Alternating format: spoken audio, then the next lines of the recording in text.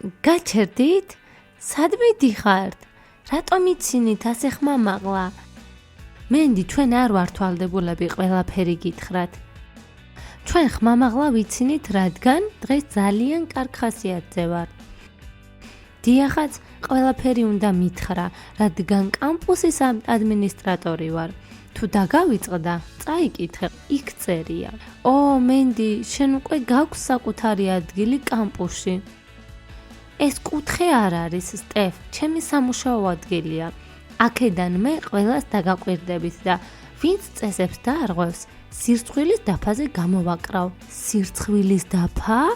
გამარჯობა გოგონებო. გამარჯობა მისტერ მაქს. მე მჭირდება ყველა ბავშვის სია, რომელმაც ვერ ჩააბარა გამოცდა. კარგი მისტერ მაქს, მაგრამ უნდა გაგაფრთხილოთ, რომ ძალიან ბევრია ასეთი. ვინც ვერ ჩააბარა, დარჩება მთელი ზაფხული აქ და არ წამოვა ჩვენთან ერთად აგარაკზე. გაიგონეთ? მაინტერესებს გამოცდა ჩავაბარე თუ ჩავიჭერი. მე ალბათ ვერ მოვახერხე. არც კი ვიყავი მომზადებული. გამოცდა სულ არ მაინტერესებს. მე ძალიან მინდა აგარაკზე წასვლა. მე მაქვს იდეა. სირცხვილის დაფაზე დავკიდოთ ყველას ფოტო, ვინც გამოცდას ვერ ჩააბარე.